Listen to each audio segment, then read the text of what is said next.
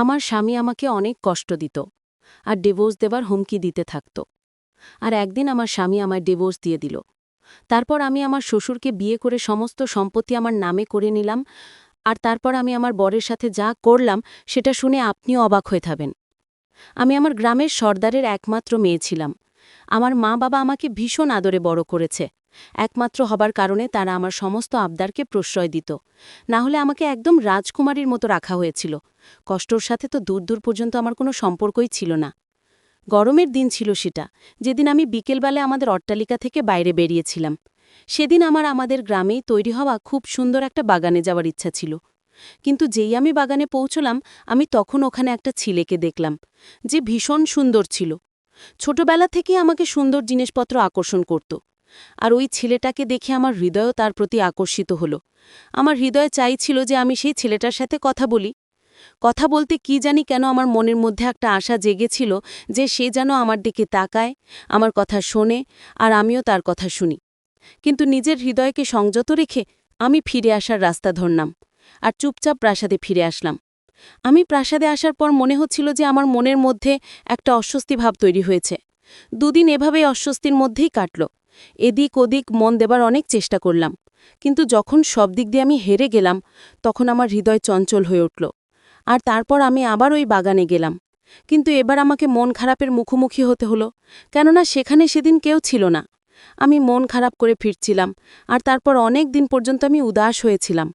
আমি অনেক সাহস করলাম আর বাগানে গেলাম, কিন্তু এবারও সেখানে কেউ ছিল না। ওখানে সেই ছেলেটির কোনো নামচিহ্ন পর্যন্ত ছিল না। এবার আমি রেগে গেলাম, আর আমি বুঝতেই পারলাম না যে কখন সেই ছেলেটা আমার জেদে পরিণত হলো। ছোট থেকেই আমি আমার জেদ পুরো করার ব্যাপারে শৌখিন ছিলাম। পরিস্থিতি যেরকমই হোক না কেন, আমি যে ব্যাপারে জেদ করতাম সেটা পুরো করেই ছাড়তাম। এবার তো এটা আমার জীবনের ব্যাপার হয়ে গিয়েছিল। এজন্য আমি সিদ্ধান্ত নিয়েছিলাম যে আমি যদি বিয়ে করি, তবে এই ছেলেটিকেই করব। সেই সময় তো আমি শুধু তাকে দেখেছিলাম। বাড়িতে এসে আমি আমার মায়ের সাথে এ ব্যাপারে কথা বললাম।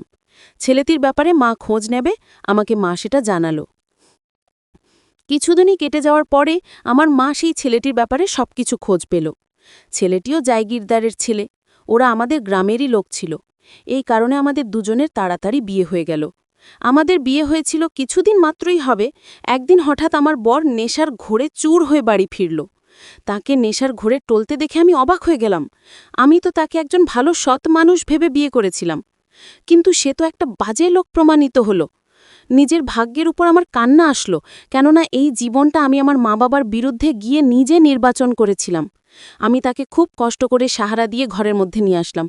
ঘরের মধ্যে আসতেই সে বিছানার ওপর বসে গেল। আর তখন আমার বরের প্রতি আমার রাগ হতে লাগল।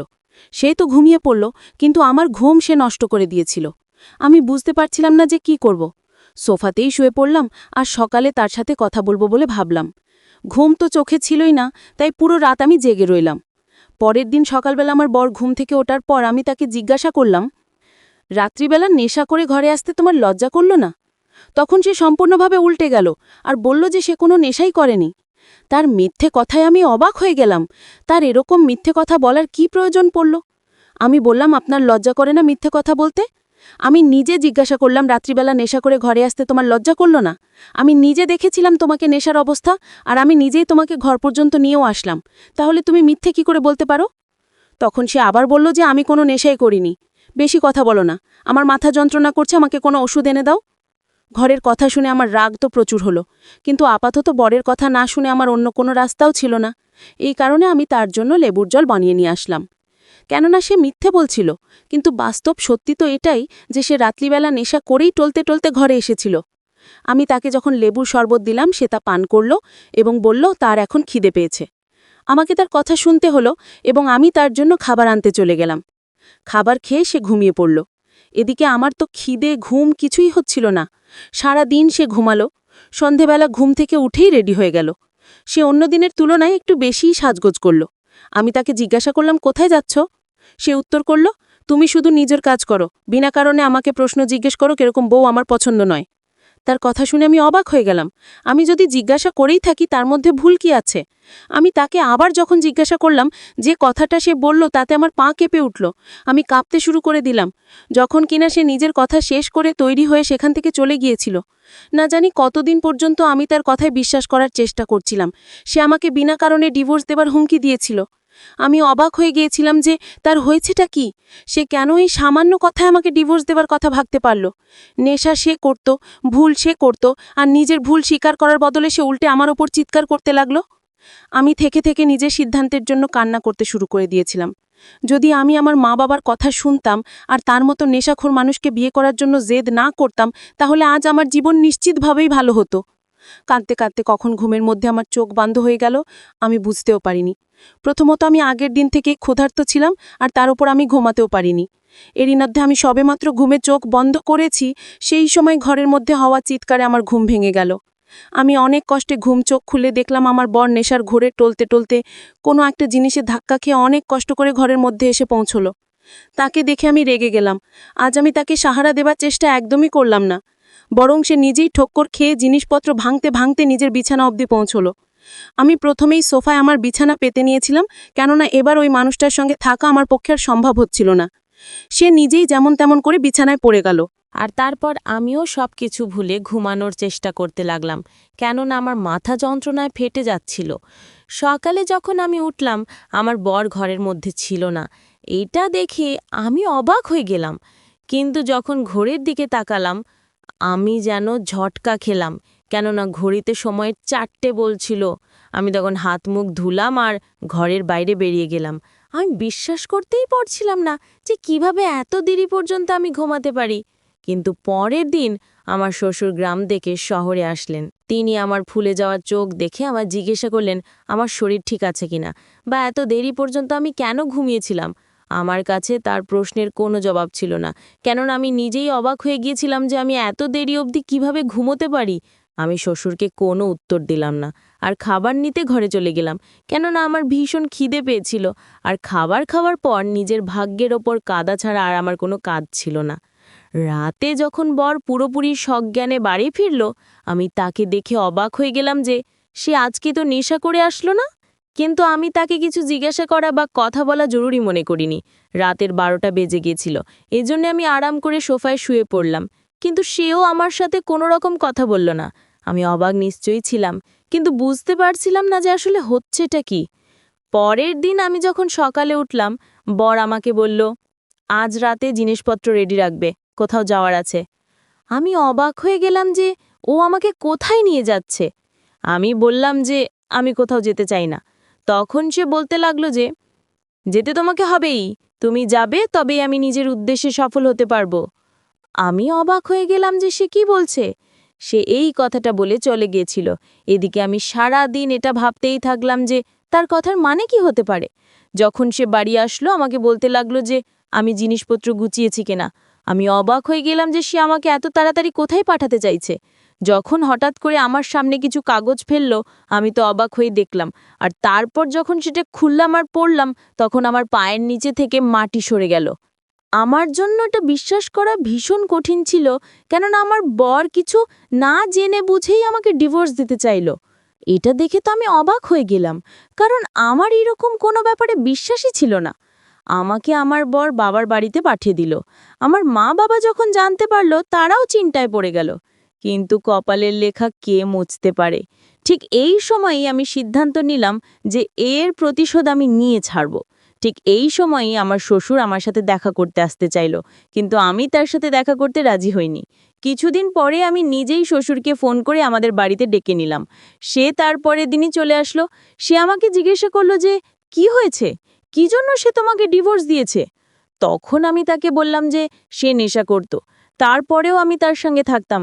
একদিন সে হঠাৎ আমার মুখে ডিভোর্সের কাগজ ছুঁড়ে মারল আর আমাকে এখানে পাঠিয়ে দিল। নিজের ভাগ্যের ওপর আমার কান্না পাচ্ছিল, কিন্তু শ্বশুরের পরের কথাগুলো শুনে আমার মাথার ওপর যেন পাহাড় ভেঙে পড়ল। আমার শ্বশুর বলতে লাগলো যে আমার ডিভোর্সের 2 দিন পরই সে দ্বিতীয় বিয়ে করে নিয়েছে। মেয়েটা যথেষ্ট মেজাজি, সেই ওকে নিজের প্রেমের জালে ফাঁসিয়েছে, আর এখন তো ওরা দুজনেই খুব খুশি খুশি আছে। এটা শুনে আমার চোখে জল এসে গেল। আমি আবেগে পড়ে একটা খুব ভয়ঙ্কর পদক্ষেপ নেওয়ার কথা ভেবে ফেললাম। আমি আমার শ্বশুরকে বললাম যে তোমায় আমাকে বিয়ে করতে হবে। আমার কথা শুনে সে অবাক হয়ে গেল, কেননা সে আমার বাবার বয়সী ছিল। সে আমাকে বিয়ে কিভাবে করতে পারে? কিন্তু আমি জানলাম আমার শ্বশুর আমার বরের নিজের বাবা ছিল না, বরং সে কাকা ছিল। সে বিয়ে করেনি আর আমার বরকেই নিজের ছেলের মতো করে লালন পালন করেছিল, কেননা আমার বরের মা বাবা ছোট বয়সে একটা অ্যাক্সিডেন্টে মারা যায়। প্রথমে তো শ্বশুর আমার কথার উত্তরে সরাসরি না বলে দিল, কিন্তু আমার জেদের কারণে তাকে হ্যাঁ করতেই হলো। ঠিক পরের দিন আমি তার বউ হয়ে তার বাড়ি গেলাম। আমাকে নিজের সামনে দেখে আমার বর আমার কাছে আসলো আর নিজের সাথে নিজের বউকেও নিয়ে আসলো আর বলতে লাগলো, আমি তোমার তুলনায় অনেক সুন্দর বউ এনেছি আর আমি ওর সাথে খুব ভালো আছি, কিন্তু তুমি এখানে কি করতে এসেছো? তুমি কি আবার দ্বিতীয়বার আমার বউ হওয়ার স্বপ্ন দেখছো নাকি? আমাকে দেখে সে নিজের বউয়ের হাতে তালি মেরে আমার মজা উড়াতে লাগলো, আর আমার সহ্য করার ক্ষমতা শেষ হয়ে গেছিল।